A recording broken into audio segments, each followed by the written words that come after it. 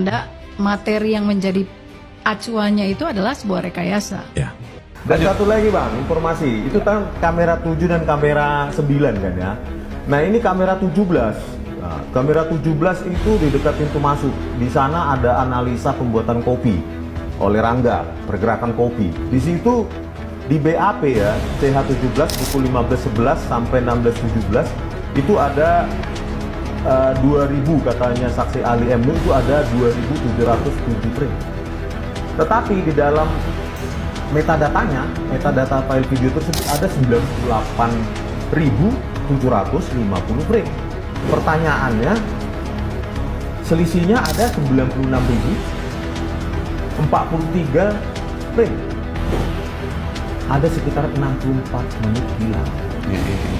Pergerakan kopi. 64. Pembuatan kopi. Di situ saya bacanya di BAP dia gitu, bukan saya karang ini. Berarti ada puluhan ribu frame yang hilang dan itu tidak dibahas dan dianalisa, ditanyakan oleh hakim. Misalnya tidak detil gitu loh. Pengadilan ini benar-benar sangat abai terhadap potensi-potensi rekayasa CCTV. Mereka terlalu percaya pada yang katanya saksi ahli digital. Ingat, di dalam dunia digital, anyone can be anybody, anybody can be anything. Oke kawan, apakah kawan-kawan masih ingat dengan salah satu pernyataanku di salah satu VT-ku kawan, perihal perkara J?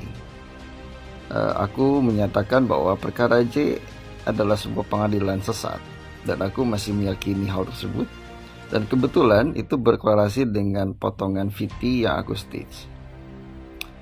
Dan mungkin kawan-kawan juga masih ingat pernyataan salah satu hakim di saat memberikan vonis terhadap J, bahwa dengan sah dan secara meyakinkan memvonis berdasarkan CCTV.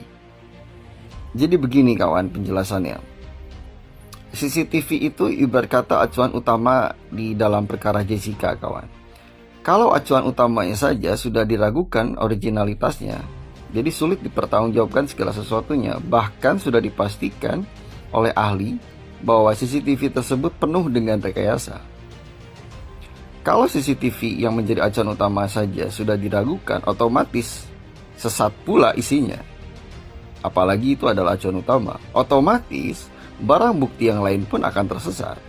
Apalagi barang bukti lain dalam hal ini gelas dan isinya, itu malah yang diotopsi bukan tubuh korban. Tersesat pula untuk acuan kedua. Bahkan pandangan-pandangan saksi ahli, baik di dalam BAP maupun di persidangan, sudah pasti akan tersesat pula karena pandangan mereka atau pernyataan mereka berdasarkan pemeriksaan atau penglihatan di dalam CCTV. Acuan ketiga sudah runtuh pula, sudah tidak dapat dipertanggungjawabkan, otomatis tersesat pula. Ujungnya adalah vonis hakim. Bahkan vonis hakim dinyatakan oleh hakim tersebut bahwa acuan utamanya secara sah dan meyakinkan vonis itu keluar berdasarkan CCTV. Sedangkan CCTV dari awal sudah tersesat. Jadi Anda bisa menilai sendiri kawan, bagaimana kualitas persidangan tersebut. Makanya aku katakan persidangan yang terjadi pada perkara J adalah persidangan sesat. Dan semuanya terbantahkan, runtuh segala asumsi dikarenakan CCTV sudah tersesat kawan. Karena originalitasnya dipastikan secara firm oleh ahli itu penuh dengan rekayasa. Jadi silakan kawan-kawan menilai pengadilan seperti apa yang akan ditampilkan di kemudian hari kalau wajah pengadilan di negara Konoha seperti ini kawan. Apakah kawan-kawan masih percaya dengan peradilan di negara ini kalau kasus yang seperti ini saja penuh dengan kesesatan? Terima kasih kawan. Dan menurut Anda yang mana yang merekayasa dari dua itu? Christopher atau M. Nuh? Dari hasil BAP-nya dua orang itu? Muhammad Nuh. Muhammad. Ya. Dia melakukan downscaling. Downscaling itu menyebabkan objek menjadi kasar dan kabur.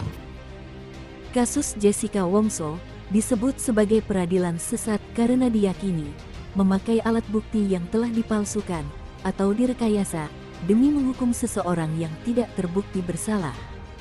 Saksi ahli Rismon Hasiholan mengemukakan hasil risetnya terkait bukti-bukti dalam sidang Jessica yang telah diedit. Salah satunya, ada sekitar 64 menit hilang di CCTV kamera 17.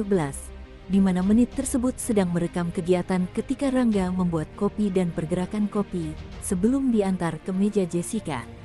Mirisnya, hakim menggunakan bukti yang sudah diedit tersebut sebagai landasan untuk menghukum Jessica.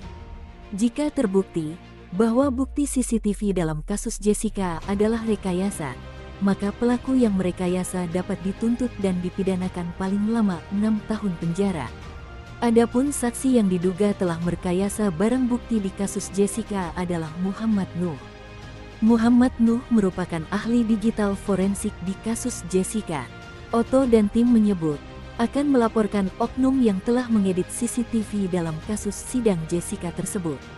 Otto juga akan melaporkan hakim yang telah melanggar kode etik dan dengan sengaja menghukum seseorang tanpa bukti yang sah. Meskipun sudah dihukum selama 7 tahun, namun masih diragukan apakah benar memang Jessica pelaku yang membunuh Mirna. Dalam sebuah persidangan ada salah satu majelis hakim yang membawa soal kasus lain yang memberitahukan kepada semua orang kalau tidak ada yang melihat, tapi dia menjatuhkan hukuman seumur-hidup terhadap terdakwa tersebut. Jadi hal itu bikin saya sedih dan takut. Saya datang pulang, saya beli dan saya di sana juga ada kuasa hukum datang keluar bawa dompet, dia minuman diambil sendiri di bawah meja. Jadi kebiasaan saya itu seperti itu. Terus aku di depan pengadilan, sebenarnya mau jelas seperti itu saya nggak ngerti. Saya ngapain bilang begitu, saya begini begitu. Pokoknya menurunkan saya kalau saya sendiri nggak tidak bikin saya capek, bikin saya sedih. Saya nggak takut sih. Saya maksudnya di belakang banyak orang saya juga saya nggak bisa. Tapi kebiasaan saya emang saya suka pegang tangan begitu. Ya pada saat saya panggil, saya juga nggak apa-apa. Saya harus bagaimana? Kayak saya bukan saya teman-teman saya jadi begitu. Emang bukan dia buat begitu. Saya dulu gendut banget, jauh sampai sekarang. Maksudnya dulu saya berapa ya 68 kilo. Mana itu sudah 2 tahunan lamanya. Iya. Jadi emang seperti itu, ketat banget. Makanya robek akhirnya. Iya. Saya naik mobil. Itu saya cuma 1 kali, saya cuma naikin doang. Iya. Karena itu sempit. Cuman dinaikin doang ya kesananya. Seperti yang tadi diputar di ulang. Iya. Saya sempit. Kenapa sih? Saya cuma naikin karena dia bilang saya nggak tahu lah apa. Sebelum PK kami lakukan, nah ini paling penting, kami akan melakukan rangkaian-rangkaian upaya hukum. Upaya hukum pertama adalah untuk membuat laporan kepada salah seorang hakim, ya tentu saya nggak boleh sebutkan namanya, ya untuk hari Senin kita akan jalankan itu di Komisi Judisial. Setelah itu kita juga akan melaporkan orang ya yang kami duga menghilangkan barang bukti. Ya. Kemudian setelah itu minggu berikutnya kami juga akan melaporkan orang yang kami duga merekayasa CCTV.